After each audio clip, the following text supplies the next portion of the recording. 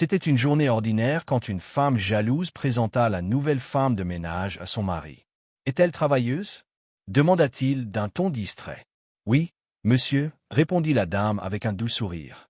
La femme ricana intérieurement. « Il ne la regardera pas, pas avec cette cicatrice sur le visage. »« Nettoyez la chambre de ma fille, » dit l'homme. « Nous partons faire du shopping. » Plus tard, au magasin, alors qu'il passait à la caisse, la femme de ménage vit quelque chose dans le portefeuille de l'homme.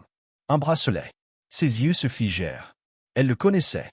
C'était la seule chose dont elle se souvenait après l'accident. L'accident qui lui avait volé la mémoire, là-bas, chez elle. Elle cuisinait en silence. L'homme prit une bouchée et s'arrêta. « Ça a exactement le goût de la cuisine de ta mère, » dit-il à sa fille. « Maman me manque, » murmura la petite. La femme de ménage demanda doucement. « Tu veux des cookies aux pépites de chocolat ?»« Oui, » répondit la fille avec un grand sourire. Les mains de la femme tremblaient en préparant les biscuits. « Il a une fille, une femme, je ne suis que la bonne, » pensa-t-elle tristement. Quand il goûta aux cookies, son visage changea. Un choc, de l'émotion.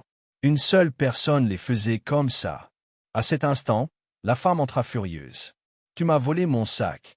Tu es viré. »« Maman, s'il te plaît, elle est gentille. Elle peut rester ?» supplia la petite fille. « Ce ne sont pas tes affaires. » S'énerva sa mère. La femme de ménage sourit tristement. « Ce n'est pas grave, ma chérie. C'est la plus belle journée que j'ai eue depuis très longtemps. » Elle se retourna lentement, enleva son masque et s'éloigna. L'homme se leva, figé. Son cœur battait à tout rompre. « C'est ta mère » murmura-t-il. Les yeux de la fillette se remplirent de larmes. « Maman, s'il te plaît, pars pas. » La femme s'arrêta. Elle se retourna lentement, et quand leurs regards se croisèrent, tout revint. Les souvenirs, l'amour, les rires. Et cette famille qui ne s'était jamais vraiment quittée se retrouva enfin.